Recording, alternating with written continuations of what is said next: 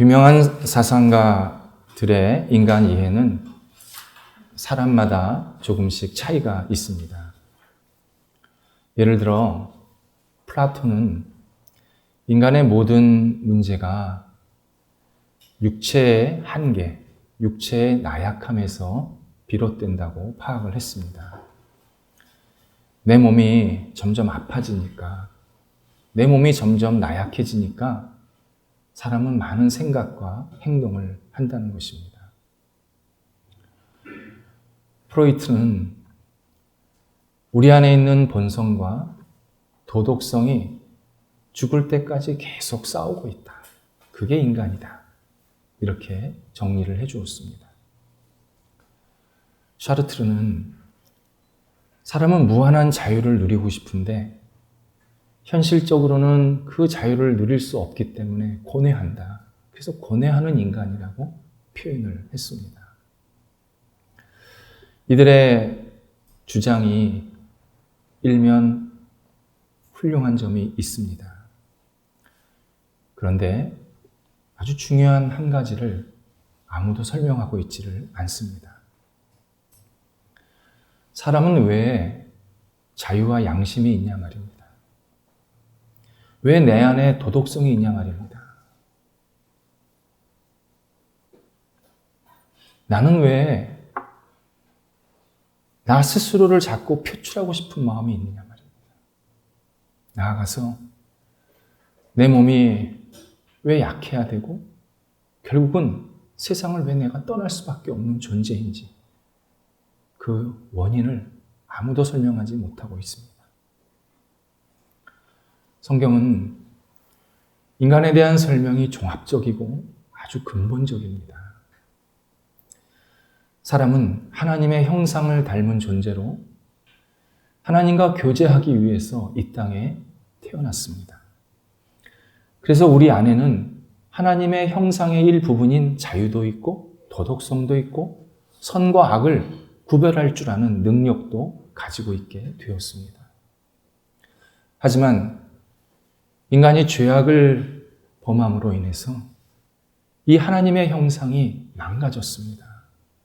그 이후부터 사람은 잘못된 행동을 주저없이 하게 되는 그러한 온전치 못한 인간으로 타락했다는 것. 이것이 성경이 우리에게 말씀하시는 인간의 본질입니다.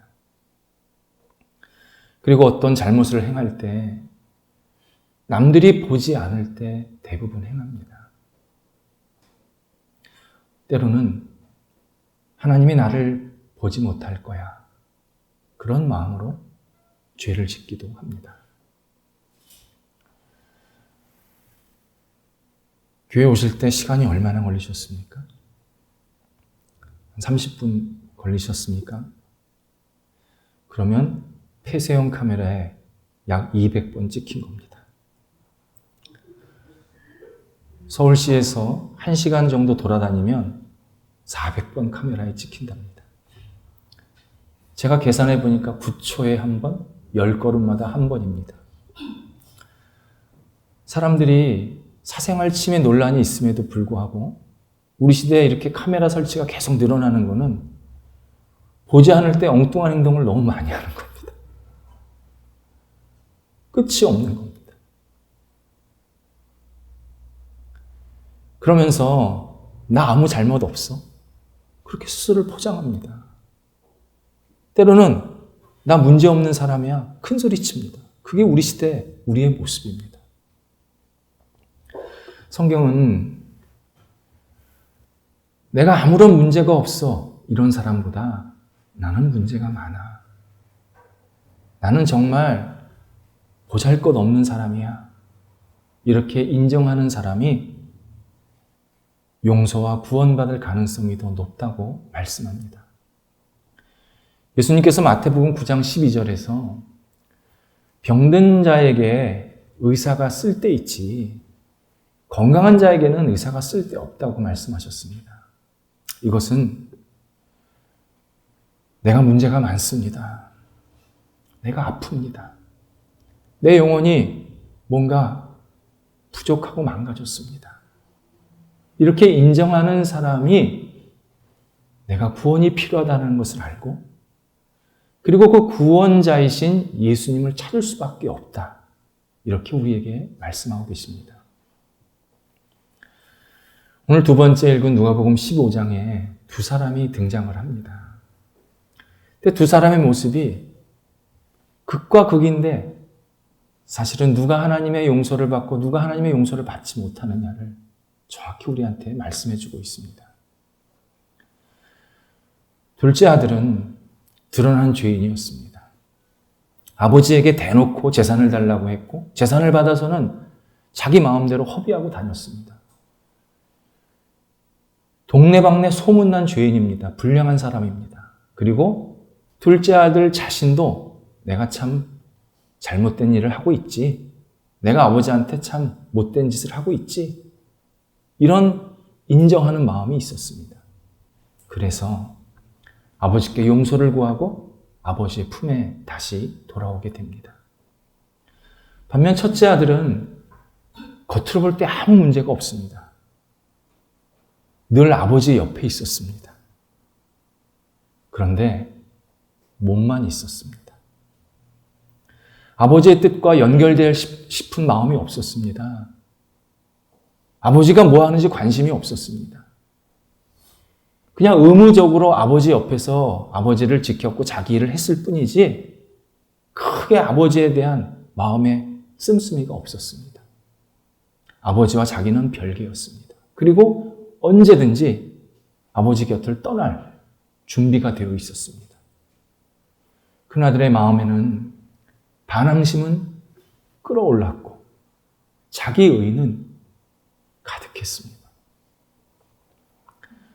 만약 큰아들이 아버지의 마음, 아버지의 뜻 같았고 또 아버지를 진정으로 사랑했다면 돌아온 자기 동생, 그 동생을 위해서 열린 잔치에 아버지와 동생과 함께 끌어안으면서 너무 기뻐하고 잔치에 참여했을 것입니다. 그런데 26절에서 어떤 모습을 보이냐면 종을 조용히 불러서 무슨 일이냐고 묻습니다. 식구 맞습니까?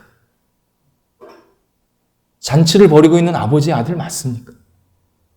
그러니까 아버지랑 전혀 관계가 없는 사람입니다. 식구가 아닙니다. 종이 당신의 동생이 돌아와서 주인이 지금 잔치를 벌이고 있습니다. 말해 주었더니 28절에 크게 화를 냈다고 합니다. 자기 동생은 잔치상을 받을 사람이 아니라 처벌을 받을 사람이라는 겁니다. 반면에 자기는 늘 잔치상을 받아야 되는데 한 번도 그런 대우를 못 받았다는 생각을 한 겁니다. 그래서 아버지에게 다시 따집니다. 29절에서 나는 아버지와 늘 함께 있었고 아버지를 섬겼는데 저한테는 염소 새끼 한 마리 안 잡아주셨습니다. 이렇게 아버지에게 묻습니다. 거기로 끝나는 것이 아닙니다. 30절에서는 이 아들을 위해서 당신은 살찐 송아지를 잡았습니다. 비아냥거리듯 이야기를 합니다. 자기 동생을 상대로 이 아들이라고 표현합니다. 자기 동생이 아닙니다. 반드시 벌받아야 할 죄인이라는 겁니다. 큰아들의 모습은 전형적인 종교인, 도덕주의자들의 모습입니다.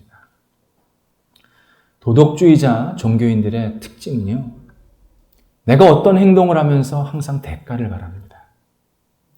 사람의 칭찬을 받기를 원하고 사람의 인정을 받기를 원하고 어떤 보상을 받기를 원합니다. 그래서 어떤 행동을 계속합니다.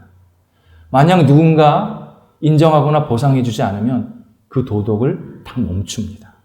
자기의 종교성을 탁 멈춥니다. 큰아들은 전형적인 도덕주의자요, 그리고 종교인의 모습이었습니다.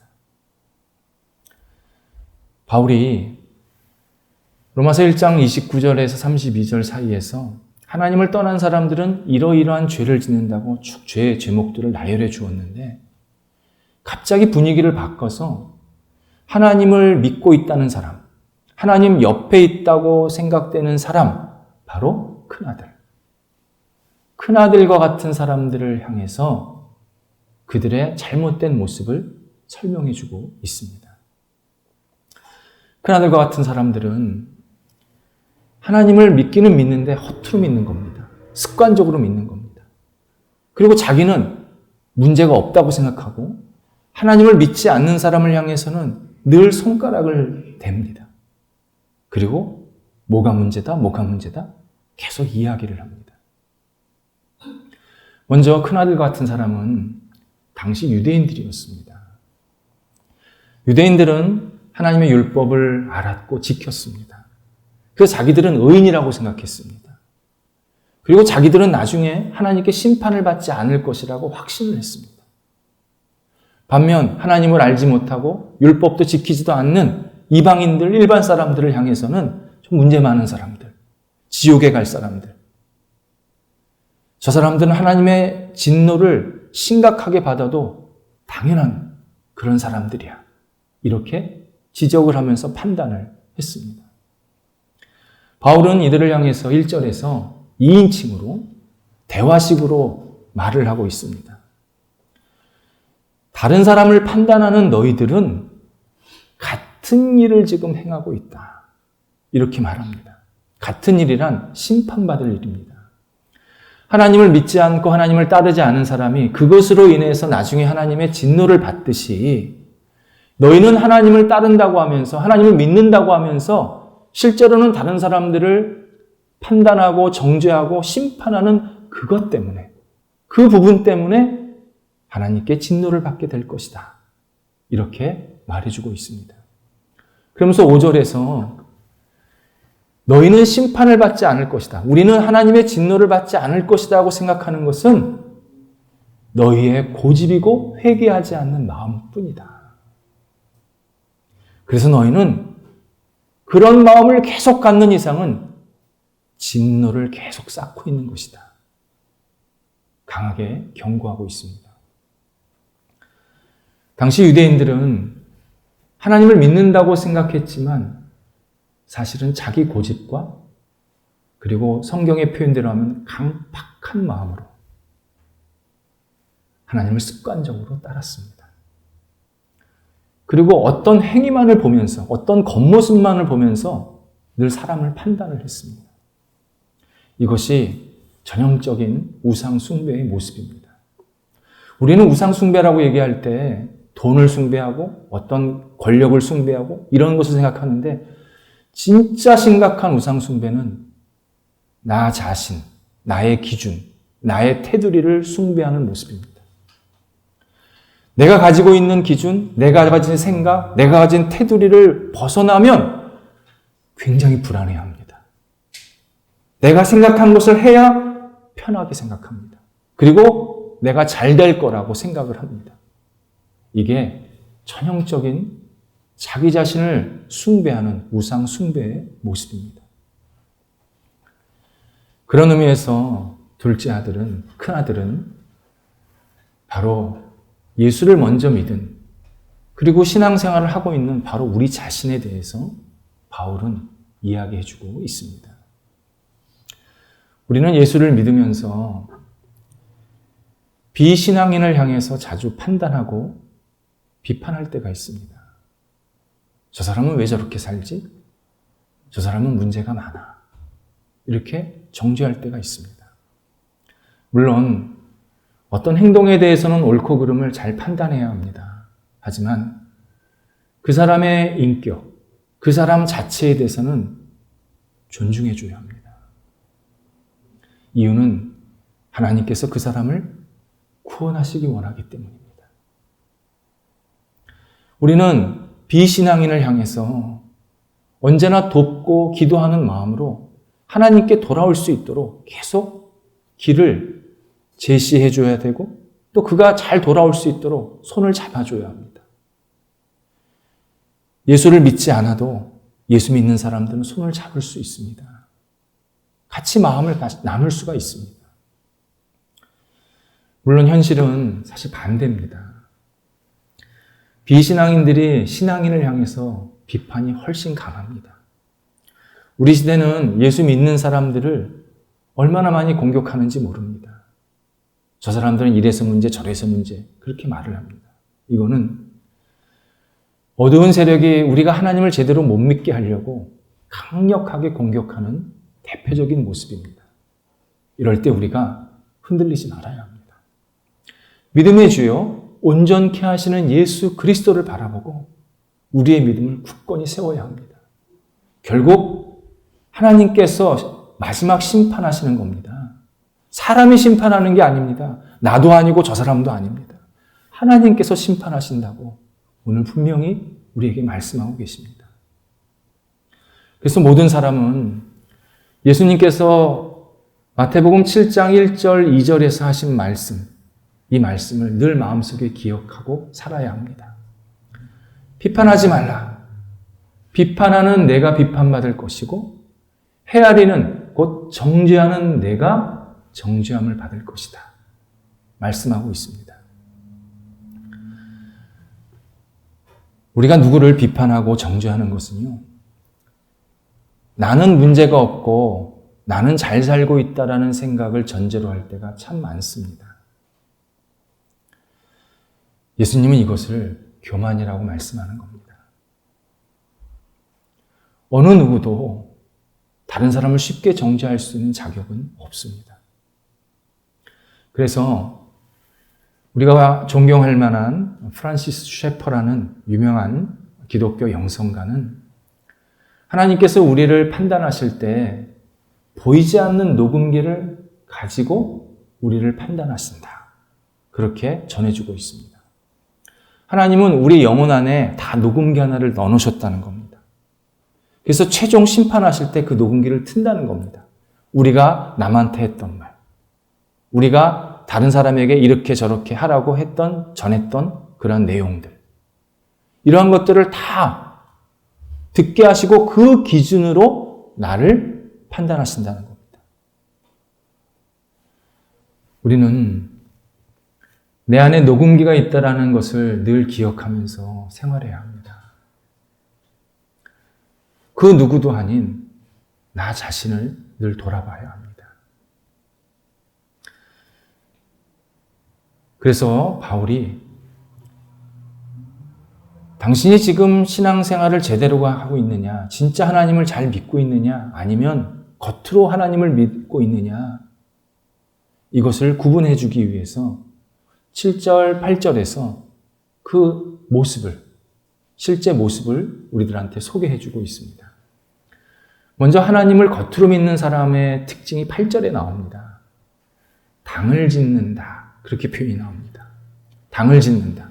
원래 뜻이 자기 자신을 찾는다. 그런 뜻입니다. 자기의 기준, 자기의 유익에 따라 사람을, 이 사람은 좋은 사람, 이 사람은 나쁜 사람이라고 구별하는 겁니다. 나한테 도움이 되면 이 사람은 좋은 사람, 나한테 도움이 안 되면 이 사람은 나쁜 사람. 그렇게 줄을 세우는 겁니다. 이게 당을 짓는 모습입니다. 모든 것이 자기 중심이고 자기 기준입니다. 이 당을 짓는 모습이 조금 다른 모습으로 나타납니다. 뭐냐면 내가 제일 불쌍합니다. 내가 제일 억울합니다.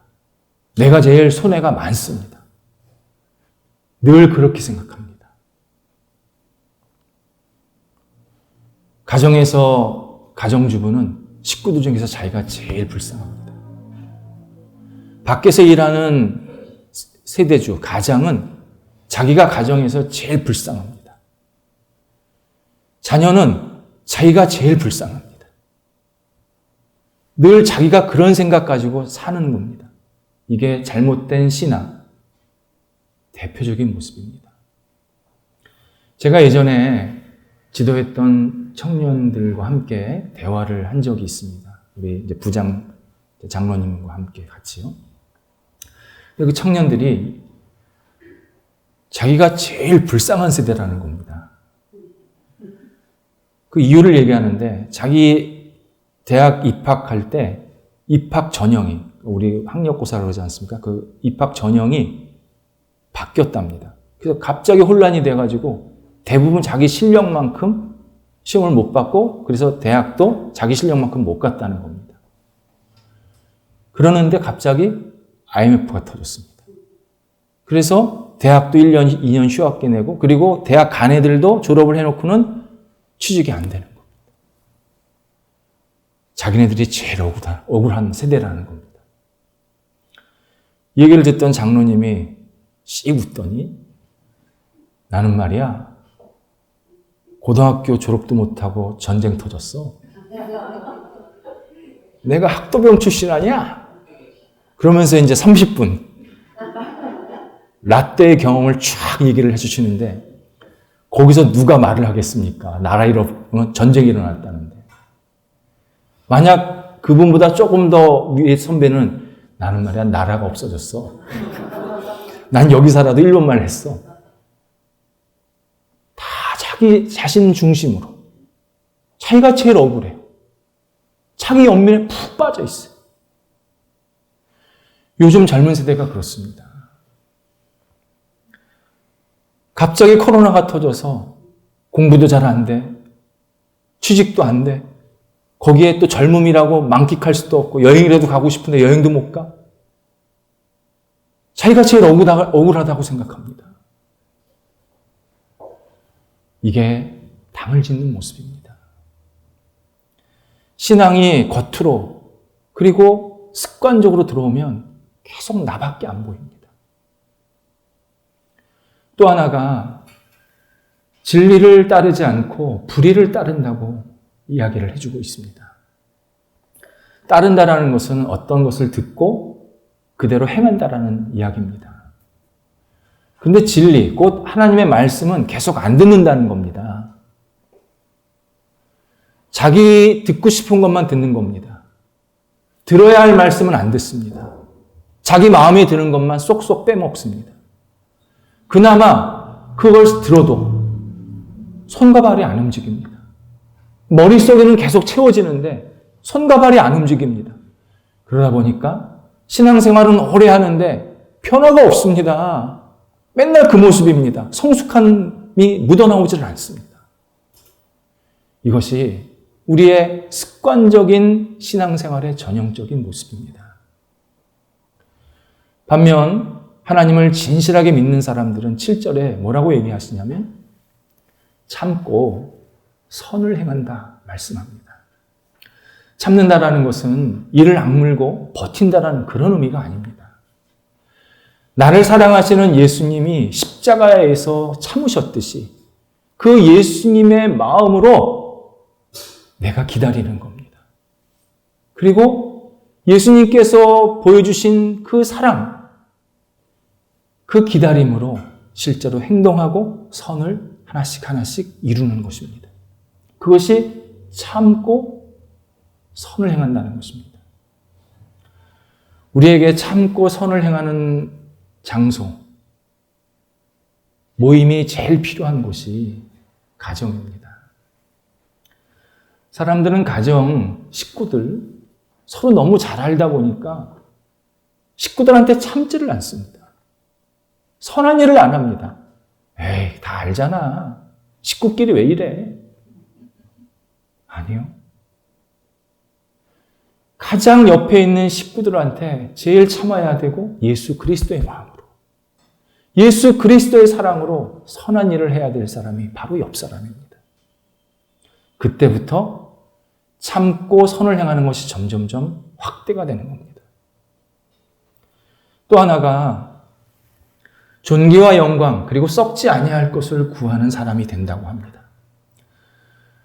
썩지 아니할 것이란 하나님의 이름, 하나님의 영광, 하나님의 존귀하심, 그것을 드러내는 삶입니다. 내 유익, 내 이름, 내 자랑, 이건 썩는 겁니다. 하나님의 영광, 내가 어떤 일을 하던 하나님이 드러나기를 원합니다. 하나님의 뜻이 이루어지기를 원합니다. 하나님이 높아지기를 원합니다. 이런 마음으로 하는 것, 이것이 썩지 않은 일을 하는 행동입니다. 하나님께서는 우리의 신앙의 이러한 행동을 보시면서 6절에 의하면 그 행위로 우리한테 보응, 심판, 진노를 하시겠다 또는 안 하시겠다 말씀을 하십니다. 우리의 행위를 보면서 보응을 하시겠다는 이 말이 우리가 선한 행동이 많아야 구원을 받는다라는 의미는 아닙니다. 우리의 구원은 분명히 예수 그리스도를 믿음으로 얻게 됩니다. 그래서 이 6절의 말씀은 두 가지의 의미가 있습니다. 하나는 우리가 하나님께 구원을 받는다는 것은 하나님을 만난다는 겁니다. 하나님을 맞대어 본다는 겁니다. 그러면 우리와 하나님과의 순이 맞아야 됩니다. 근데 하나님은 완벽하시고 거룩하신 분입니다. 그런데 우리는 완벽하고 거룩할 수가 없습니다. 그래서 완벽하시고 거룩하시고 세상의 전능자이신 예수님이 인간이 되십니다. 그리고 그 높은 보좌를 버리시고 낮은 땅으로 내려오셨습니다. 순종의 끝인 십자가에서 죽으심으로 완전한 순종을 이루셨습니다. 그래서 우리가 예수 그리스도를 믿으면, 그분을 받아들이면 하나님께서 우리를 야, 너 거룩해. 너 나한테 완전해. 인정해 주시면서 구원해 주신다는 겁니다. 그래서 가장 선한 행위는 예수 그리스도를 믿는 겁니다. 예수 그리스도를 믿는 게 최고의 선함입니다. 그때부터 진짜 하나씩 하나씩 그 선한 그림자가 나타나기 시작하는 겁니다. 예수님 없이 선한 행동하시는 분 많습니다. 근데 그건 다 그림자입니다. 최고의 선한 것, 예수 그리스도를 믿는 것이, 그것이 우리의 구원을 주는 강력한 힘입니다. 또 하나가 내 생활 속에서 선한 열매가 있다는 것은 내가 진실한 믿음이 있다라는 증거입니다. 두릅 좋아하십니까? 저는 두릅을 군대에서 제대로 먹어봤습니다. 전방에 있었는데요. 신입 때, 그러니까 초임병 때 선임병이 두릅 따와 그러는 겁니다. 그 제가 서울 사람이 두릅이 어딘지서 나오는지 알아요. 그래서 쫓아갔더니 저 산에서 두릅을 이렇게 가지 하나에다 두릅 하나씩 따더라고요. 그래서 저는 크게 보이려고 이렇게 핀 두릅을 땄어요. 그러면 이제 크잖아요. 그랬다가 된통 야단만 맞았잖아요. 그 핀 두릅은 써서 못 먹습니다. 봉우리 두릅이 맛있는 건데. 저는 그걸 모르고 그냥 핀 것만 가져갔는데. 그래서 제가 두릅에 대한 추억이 많은데요. 두릅 나무가요, 죽었는지 살았는지 잘 안 보여요. 삐쩍 그냥 가지만 있어요, 가지만. 근데 두릅이 나온 거 보면, 아, 저게 살았구나. 죽었구나. 알게 됩니다. 내가 열매를 맺었다는 것은 그 나무가 살았다라는 증거입니다. 그런데 열매가 나무를 살리지는 않습니다. 나무를 살리는 것은 보이지 않는 뿌리입니다. 바로 예수 그리스도를 믿는 그 믿음, 그게 뿌리입니다. 나를 살립니다. 그 진실한 믿음이 나를 살립니다. 그 나를 살린 것이 나에게 선한 열매를 나타나게 만들어준다는 것입니다.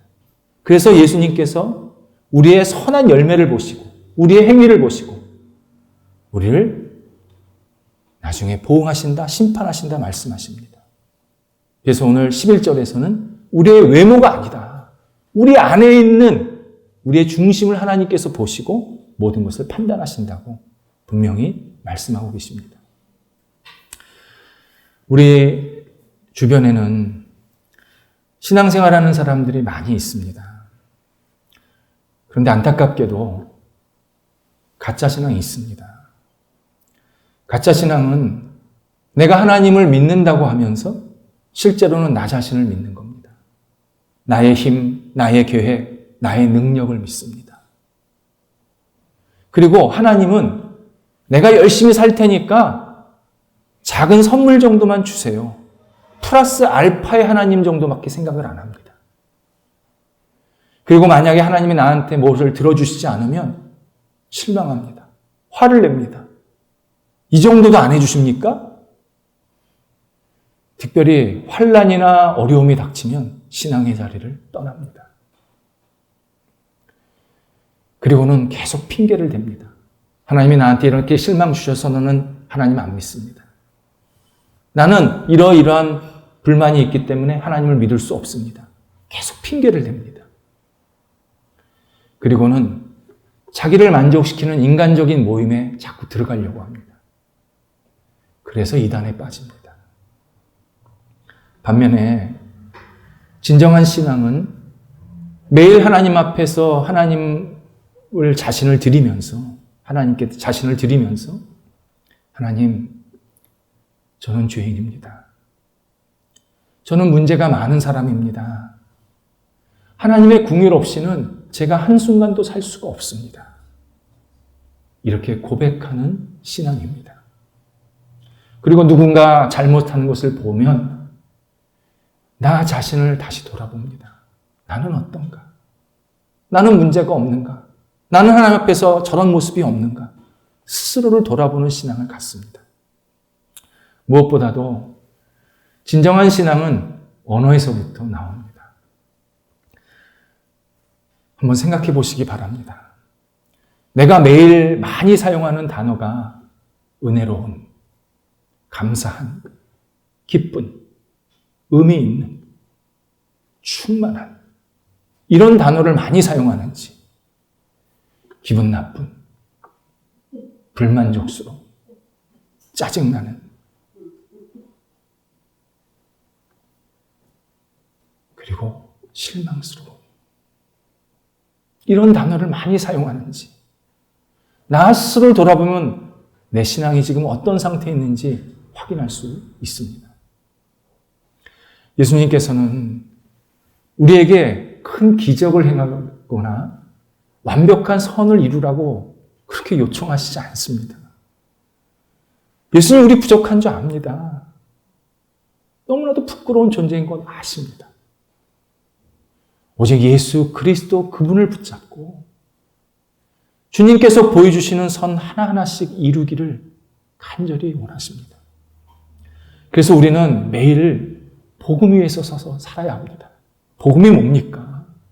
하나님이 나를 먼저 정죄하지 않으시고 사랑하셨다라는 이 사건 아닙니까? 나같이 문제 많은 사람, 나같이 이 부족한 사람을 넌 그게 문제야 라고 말씀하시질 않고 내가 너를 사랑한다. 그 사랑을 먼저 우리한테 보여주셨던 것이 바로 복음입니다. 그 복음으로 내가 매일매일 서면 하나님께서 나를 인정하시고 그리고 하나님이 주시는 열매가 하나 둘씩 맺혀지게 될 것입니다. 기도하겠습니다. 하나님, 저희들을 하나님께서 사랑하셔서 주님 안에 거하게 하시고 주님을 바라볼 수 있도록 인도하신 것 감사를 드립니다. 하나님, 주님 앞에 바로 서기를 원합니다. 진정한 믿음과 신앙을 갖고 하나님의 기쁨이 되기를 간절히 원합니다. 하나님, 특별히 우리 주변에 있는 또 다른 사람을 향해서 칼날을 대지 아니하도록 성령께서 우리를 붙잡아 주시옵시고 성령이 주시는 그 사랑의 손길로 우리의 삶이 날마다 변하게 하여 주시옵소서. 하나님께 영광되게 하시고 저희를 만나는 주변 사람들이 하나님을 같이 만날 수 있는 복의 통로로 살아가도록 인도하여 주옵소서. 예수님의 이름으로 기도드립니다. 아멘.